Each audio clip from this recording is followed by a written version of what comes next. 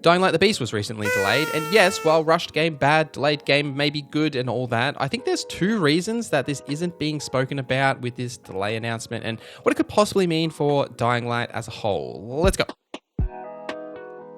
I was genuinely quite shocked by the Dying Light the Beast delay news because at this point I've played Dying Light the Beast twice, one of them at Summer Game Fest and then that recent preview event in LA, and now to let you behind the curtain a little bit, I suppose, in a lot of preview access that we would typically get, you do expect to get bugs, placeholder UI, and things that just aren't done yet, or that general sort of consensus that this game is still in development, things will change, etc., etc.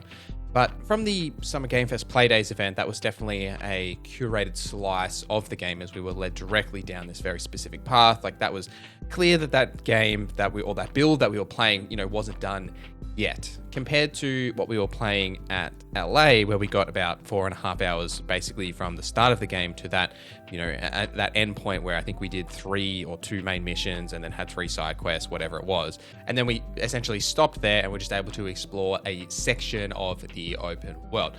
Now, that doesn't mean that the game is done because we only played the start of the game, but genuinely I was quite shocked that just after that preview event, the game got delayed because all of the feedback from that preview event was quite positive.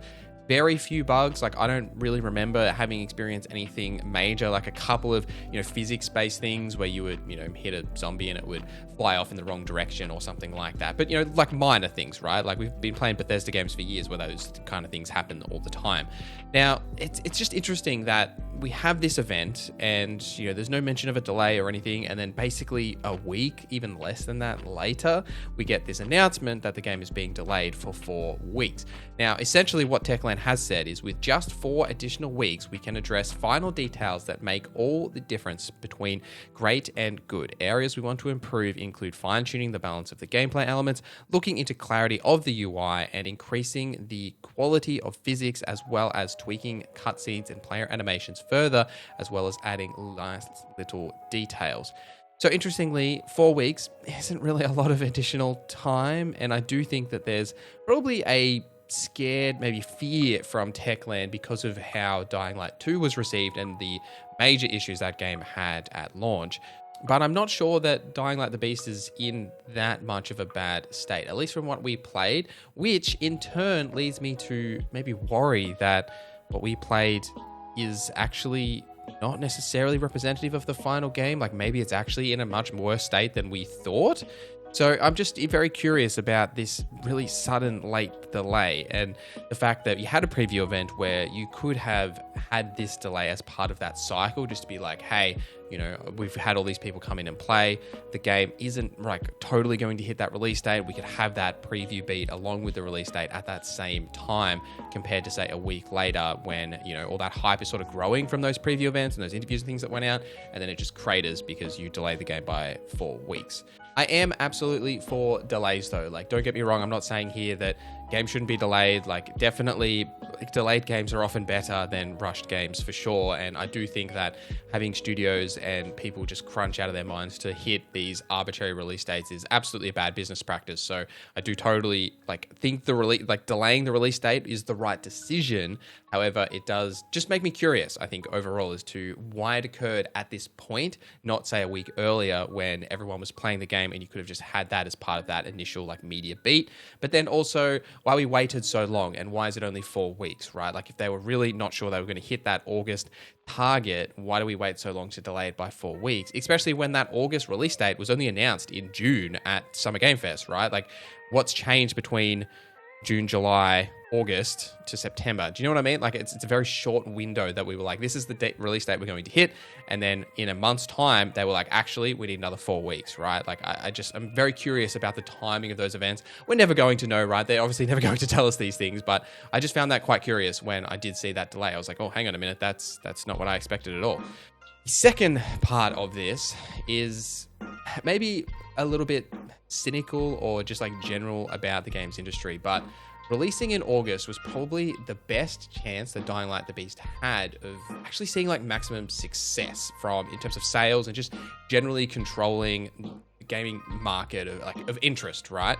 As you progress through September, things get increasingly busier. Now, because they have changed that release date to September the 19th, you've got Borderlands 4 releasing September 12th, so a week before. And then like just over a week later, like basically 2 weeks, you've got Ghost of Yotei on October 2nd, and then Outer Worlds end of October, which is, there's plenty of things coming out in October, including Battlefield, and probably COD will be around there somewhere.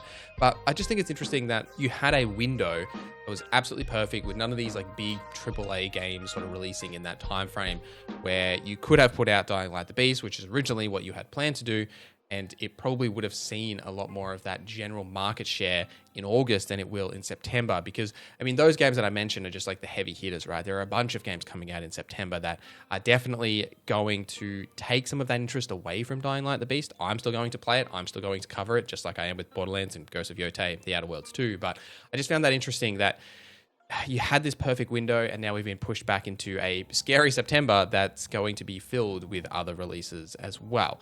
Interestingly as well, this is the first game of the Dying Light franchise that has released this late in the year.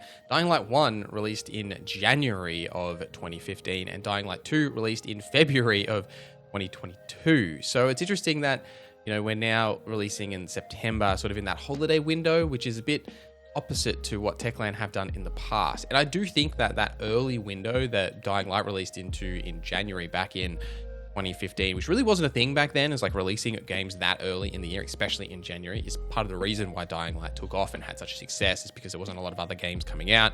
People were still hungry for new games. You have this great game come out at that like early point of the year.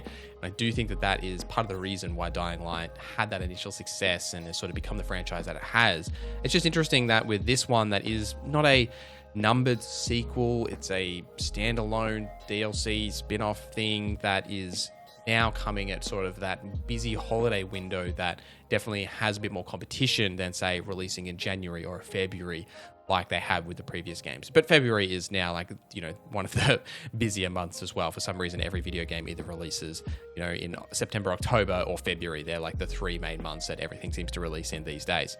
But regardless of this change and, the 4 extra weeks that we have to wait, I am still excited for Dying Light the Beast. It doesn't change my opinion on, whether I'm going to play the game, cover it, or anything like that. I just thought it was interesting to discuss my thoughts on it, as this did happen while I was flying out to LA for Battlefield, so I wasn't able to talk about it. And we have been talking about Dying Light the Beast a little bit on this channel as we have been getting into the launch, and I will still have more videos. I am planning a couple of things to do with the night and like showing how it takes to survive the night, like the volatiles, etc., and a few other things that we'll be leading into as we get closer to the launch, and then obviously we'll be covering it once we do get to the launch. But I do think it's just interesting that this has happened such at a late point, and it's worth discussing. But ultimately, I do think it's the right decision from Techland if they do need that extra time, which there's absolutely nothing wrong with needing it. I do almost wish that maybe they took longer if they do actually need that a little bit of a window. Like, it depends what state of the game is actually in. Obviously, they're never going to tell us that. They're not going to say, oh, the game's in a really bad state, we actually need more time. They're just going to word it in that word salad way that every delay JPEG is, where it says, oh, we just need a little bit of extra window to fine tune, etc., blah, blah, blah. But if you are looking for more Dying Light content, I do have my full preview. Actually, I have 2 of them from Summer Game Fest and then from the one in LA, plus an interview with the franchise director up on the channel as well, which you should go and watch. And I'll have some more stuff as we get closer to launch. But let me know your thoughts on the delay, everything like that in the comments down below. Thank you guys for watching this video till the end. Thank you to our members for supporting the channel. My name is Norza, and I hope you have a great day.